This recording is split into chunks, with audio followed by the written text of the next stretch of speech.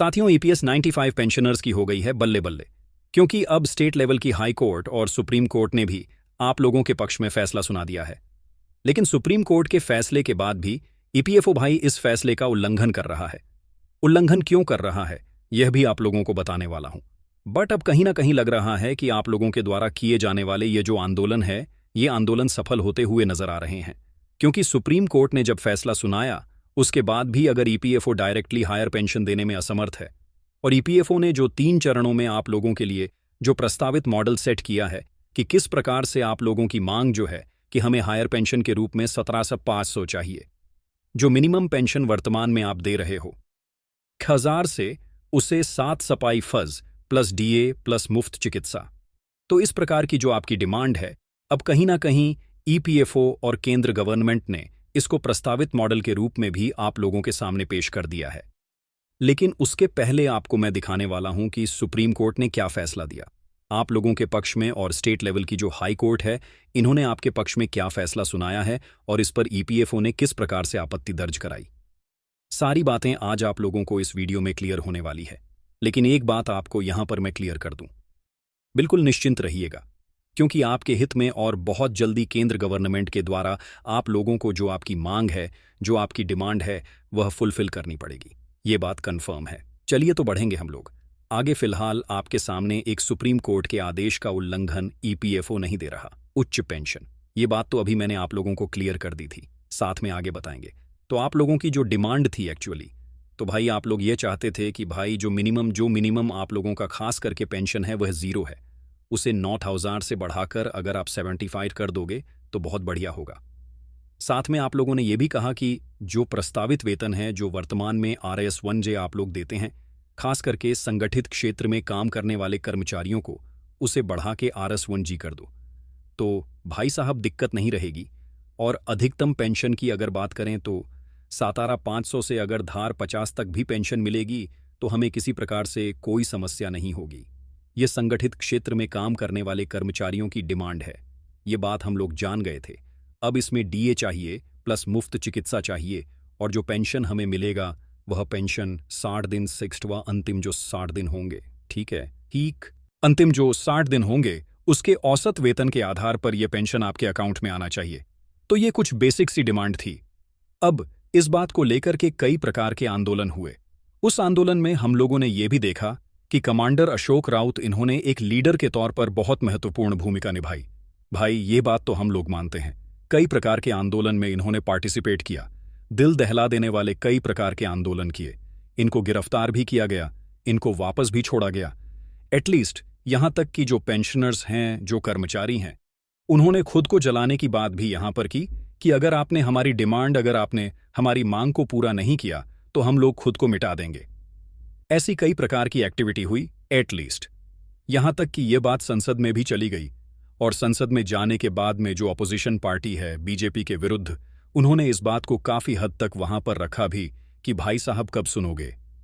एक लंबे समय अंतराल से इतने सारे पेंशनर्स कई प्रकार के आंदोलन कर रहे हैं, उसके बाद भी अगर गवर्नमेंट के कान में यह आवाज नहीं गूंज रही है तो ये तो बहरे हो गए।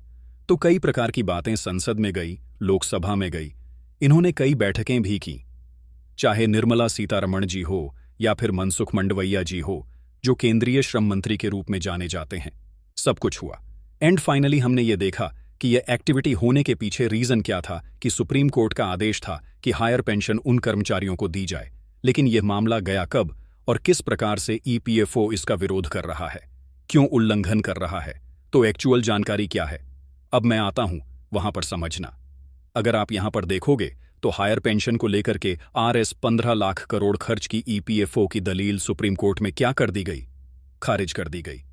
अब यहां पर थोड़ा समझना कि मामला है क्या।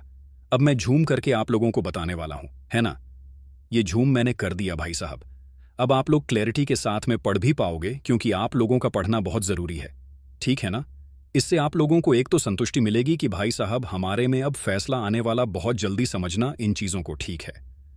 अगर आप इसे पढ़ पा रहे होंगे तो लिखा क्या है ये थोड़ा समझना यहां पर, कि लिखा है कि ईपीएफओ हायर पेंशन को लेकर देश भर के करोड़ों कर्मचारियों को जल्द ही कोई बड़ी खबर मिल सकती है।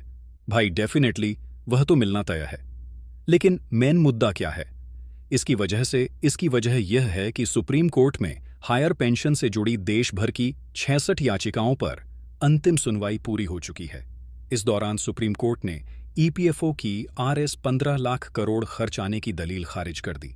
मतलब कि ईपीएफओ ने वहां पर एक दलील खास करके एक पिटीशन लगाई थी कि सर, अगर इतना हायर पेंशन हम इन कर्मचारियों को देंगे तो आरएस लाख करोड़ का खर्च आएगा, इसलिए आप थोड़ा विचार करिए।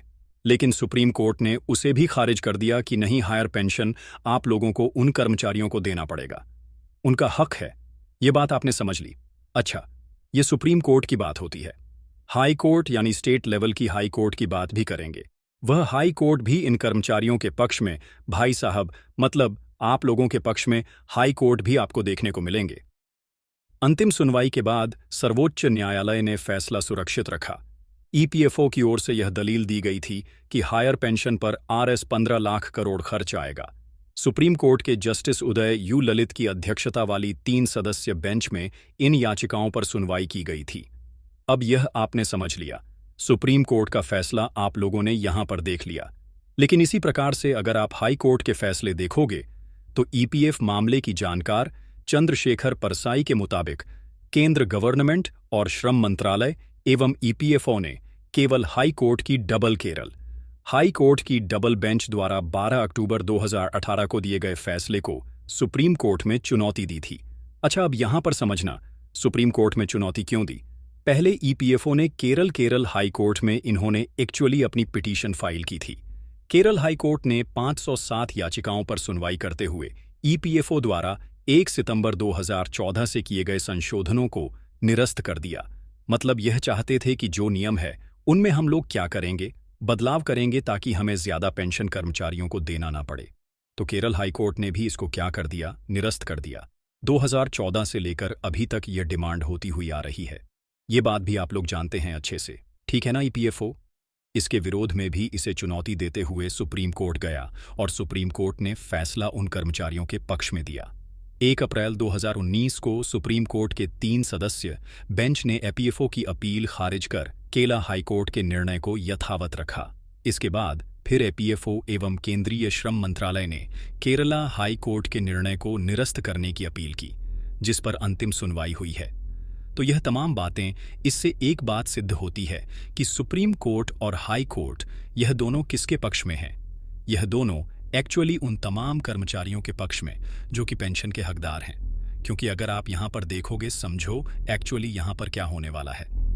परसाई ने बताया कि सुप्रीम कोर्ट ने 4 अक्टूबर 2016 को आरसी गुप्ता के मामले पर सुनवाई करते हुए हायर एजेस पर हायर पेंशन देने का फैसला सुनाया था।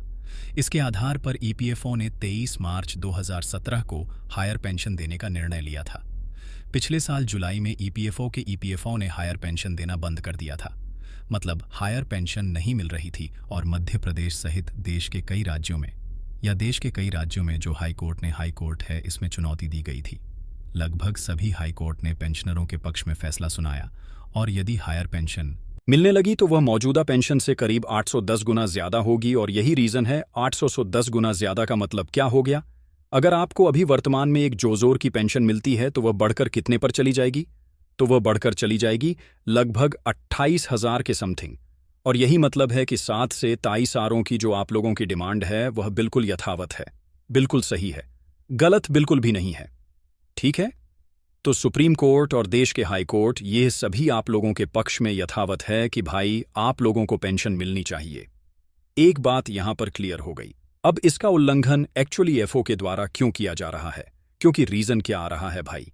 रीजन सिंपली आप लोगों के सामने है कि भाई साहब ये क्या चाहते हैं कि अगर इस बात को मान के हमने हायर पेंशन देना स्टार्ट कर दिया तो आज लाख करोड़ का यहां पर बजट होने वाला है, जिसको लेकर के थोड़ा सा असमंजस है। लेकिन फिर भी हम लोगों ने ये भी देखा कि जो पेंशनर्स हैं इनका सुप्रीम कोर्ट की ओर एक बार फिर से पलायन आप लोगों को नजर आएगा, क्योंकि सुप्रीम कोर्ट ने इनके पक्ष में फैसला सुनाया था। तो पेंशनर्स अब कहां पर अपनी याचिकाओं को क्लियर करने के लिए सुप्रीम कोर्ट जाना बिल्कुल सौ समझ रहे हैं। और हमने ये भी देखा था कि इस प्रकार के फैसलों को लेकर के ईपीएफओ ने कई प्रकार के यहां पर निर्णय लिए कि चलिए ठीक है, आपको 1000 से हम 0 प्रतिमाह पेंशन देने को तैयार हैं। सैर और 500 की राशि को लेकर थोड़ा आप लोग ठंडा हो जाइए, बट नहीं आगे बढ़ेंगे हम दो।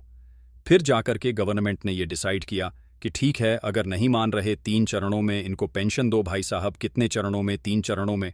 तो ईसाई पाई 26 में 3,000 दो, और इसी से 36 में 5,000 तक जाने दो, और 2,728 में 5,000 से 17,500 पेंशन इनको देना है। साथ में इन्होंने आय आधारित मॉडल भी यहाँ पर सेट किया, डीए लिंक मॉडल भी इन्होंने यहाँ पर सेट किया कि किस प्रकार से इनको खास करके पेंशन के साथ में डीए प्लस चिकित्सा को ऐड करके हमें कितनी कितनी राशि इनको प्रतिमाह देनी है। तो कुल मिलाकर के सुप्रीम कोर्ट और हाई कोर्ट के फैसले के बाद में जिस प्रकार से पेंशनर्स का आंदोलन जारी है, इस बात को ध्यान में रखते हुए गवर्नमेंट को अपने घुटने टेकने ही पड़ रहे हैं, और बहुत जल्दी इनको आप लोगों के हक की जो राशि है वह बहुत जल्दी इनको प्रतिभा के रूप में देनी पड़ेगी। बस इंतजार करना है इस बात का कि वह दिन कब आएगा और कितना यह हमें इधर उधर करने का प्रयास करेंगे, लेकिन जरूर पेंशन मिलेगी और बहुत जल्दी मिलेगी। बस उसी न्यूज़ का इंतजार जिस प्रकार से आप लोगों को है, वैसे इंतजार हमें भी है, ताकि इस मंच के माध्यम से वह खुशखबरी आप लोगों तक पहुंचाई जाए। बाकी जो भी अपडेट हमें मिलेगा वह इंटेंटली आप लोगों तक पहुंचाया जाएगा। इसी प्रकार से 100 मिलते हैं अगले वयों में एक ना जानकारी के साथ में। अभी के लिए बहुत बहुत धन्यवाद। Thank you. जय हिंद, जय